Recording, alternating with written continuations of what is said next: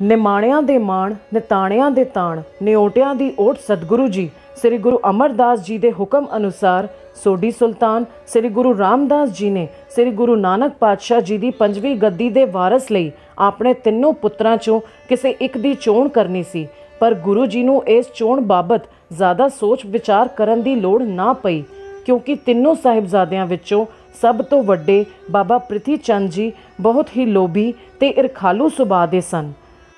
ਵਿਚਕਾਰਲੇ ਸਾਹਿਬਜ਼ਾਦੇ ਸ੍ਰੀ ਮਹਾਦੇਵ ਜੀ ਸੰਤ ਸੁਭਾਅ ਤੇ ਮਨ ਦੀ ਮੌਜ ਵਿੱਚ ਰਹਿਣ ਵਾਲੇ ਮਨੁੱਖ ਸਨ। ਉਹਨਾਂ ਨੂੰ ਗੁਰਗੱਦੀ ਦੀ ਕੋਈ ਝਾਕ ਨਹੀਂ ਸੀ।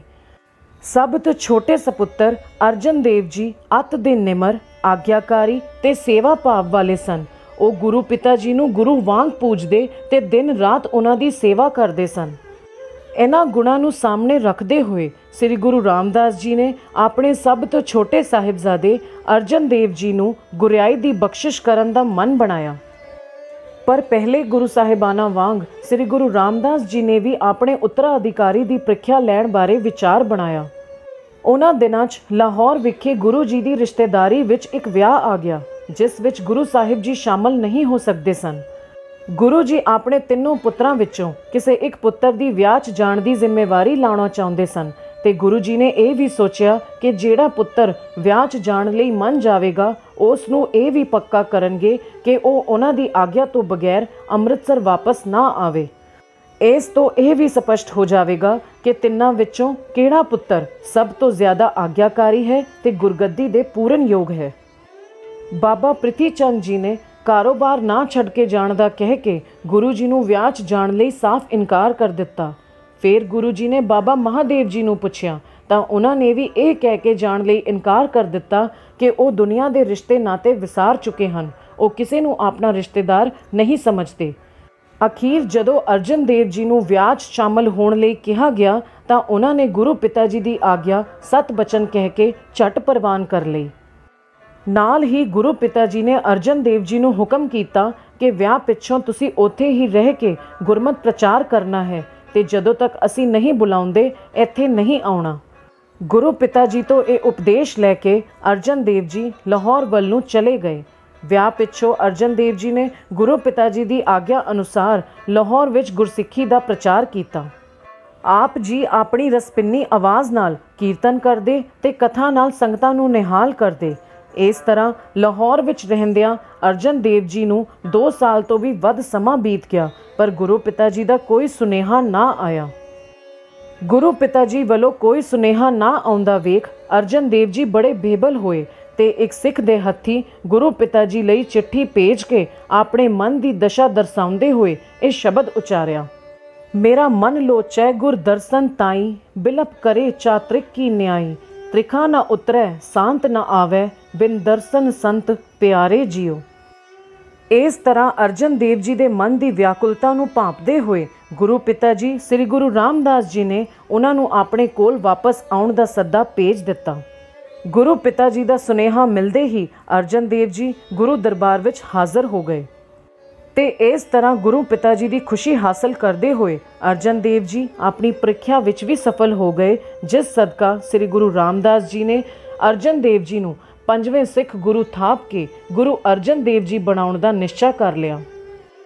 1 ਸਤੰਬਰ 1581 ਈਸਵੀ ਵਿੱਚ ਪੂਰਨ ਗੁਰਮਰਿਆਦਾ ਅਨੁਸਾਰ ਸ੍ਰੀ ਗੁਰੂ ਰਾਮਦਾਸ ਜੀ ਨੇ ਸ੍ਰੀ ਗੁਰੂ ਅਰਜਨ ਦੇਵ ਜੀ ਨੂੰ ਗੁਰਗੱਦੀ ਬਖਸ਼ ਦਿੱਤੀ।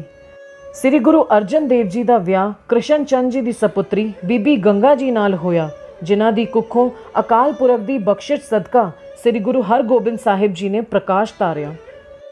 5ਵੇਂ ਪਾਤਸ਼ਾਹ ਸ੍ਰੀ ਗੁਰੂ ਅਰਜਨ ਦੇਵ ਜੀ ਦੀ ਭਾਰਤੀ ਸੰਗੀਤ ਨੂੰ ਵੀ ਬਹੁਤ ਵੱਡੀ ਦੇਣ ਹੈ। ਆਪ ਜੀ ਨੂੰ ਸੰਗੀਤ ਨਾਲ ਬੜਾ ਪ੍ਰੇਮ ਸੀ ਤੇ ਆਪ ਜੀ 31 ਰਾਗਾਂ ਦੇ ਗਿਆਤਾ ਵੀ ਸਨ। ਗੁਰੂ ਸਾਹਿਬ ਜੀ ਨੇ ਸ੍ਰੀ ਗੁਰੂ ਗ੍ਰੰਥ ਸਾਹਿਬ ਜੀ ਦੀ ਸੰਪਾਦਨਾ ਕਰਕੇ ਗੁਰਮਤਿ ਸੰਗੀਤ ਪਰੰਪਰਾ ਨੂੰ ਸਥਾਈ ਰੂਪ ਵਿੱਚ ਸਥਾਪਿਤ ਕੀਤਾ। ਸ੍ਰੀ ਗੁਰੂ ਨਾਨਕ ਪਾਤਸ਼ਾਹ ਜੀ ਦੀ ਚਲਾਈ ਹੋਈ ਕੀਰਤਨ ਪਰੰਪਰਾ ਨੂੰ ਆਪ ਜੀ ਨੇ ਬੜੇ ਸੁਚੱਜੇ ਢੰਗ ਨਾਲ ਅੱਗੇ ਤੋਰਿਆ। ਕੀਰਤਨ ਦਾ ਸਭ ਤੋਂ ਵੱਧ ਪ੍ਰਚਾਰ ਸ੍ਰੀ ਗੁਰੂ ਅਰਜਨ ਦੇਵ ਜੀ ਦੇ ਵੇਲੇ ਹੀ ਹੋਇਆ। ਆਪ ਜੀ ਦੇ ਸਮੇਂ ਗੁਰੂ ਦਰਬਾਰ ਵਿੱਚ ਸੱਤਾ ਤੇ ਬਲਵੰਡ ਕੀਰਤਨ ਕਰਿਆ ਕਰਦੇ ਸਨ, ਪਰ ਜਦੋਂ ਉਹਨਾਂ ਨੂੰ ਕਿਸੇ ਕਾਰਨ ਆਪਣੀ ਕੀਰਤਨ ਵਿਦਿਆ ਦਾ ਹੰਕਾਰ ਹੋ ਗਿਆ ਅਤੇ ਉਹਨਾਂ ਨੇ ਗੁਰੂ ਦਰਬਾਰ ਵਿੱਚ ਕੀਰਤਨ ਕਰਨੋਂ ਨਾ ਕਰ ਦਿੱਤੀ ਤਾਂ ਇੱਕ ਮਹਾਨ ਕੀਰਤਨੀਏ ਹੋਣ ਕਾਰਨ गुरु साहिब जी ने ना सिर्फ आप कीर्तन करना आरंभ किया, बल्कि आप जी ने कीर्तनी विद्या सिर्फ मिरासी ਜਾਂ रबाबियां तक सीमित ना रख के सिख संगत नूं कीर्तन की सिक्ख्या देनी आरंभ कर दिती। अपने गुरगद्दी काल दौरान श्री गुरु अर्जन देव जी ने आसा की वार का कीर्तन करन दी ऐसी पक्की पिरत पाई जो अज तक चली आ रही है। गुरु साहिब जी ने श्री आदि ग्रंथ जी की बीड़ का प्रकाश सचखंड श्री हरमंदर साहिब जी अंदर करके 24 घंटे कीर्तन की मर्यादा कायम की, जिथे अज भी लगातार यही प्रवाह चल रहा है।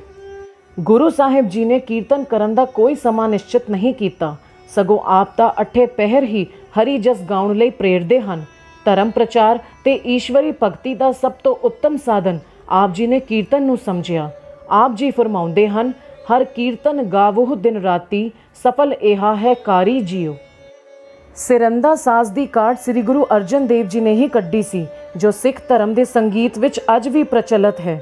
गुरु साहिब जी राग कला विच भी निपुण सन। श्री गुरु ग्रंथ साहिब जी विच दर्ज बाणी अंदर आप जी ने राग जैजावंती नूं छड्ड के बाकी सारे ही 30 रागां विच बाणी उचारी है।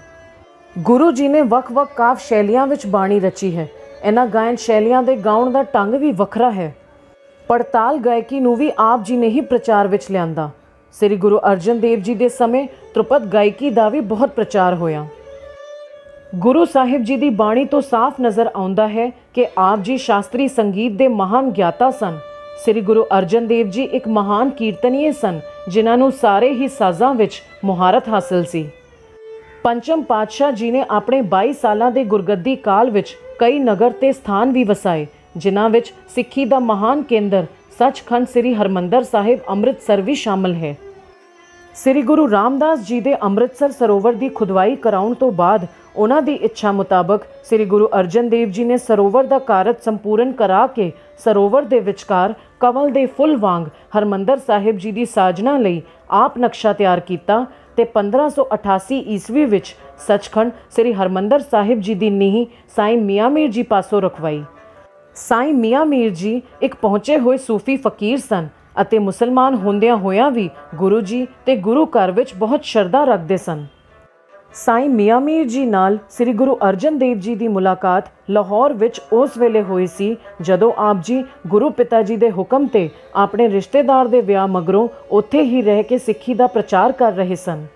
सिख धर्म के महान केंद्र सचखंड श्री हरमंदर साहिब जी की नींह दूजे धर्म के धार्मिक पुरख तो रखवाउणा इस गल का प्रतक प्रमाण है कि सिख धर्म विच सरब सांझीवालता के उपदेश ते गुरु जी वालों पूर्ण जोर दिता गया है।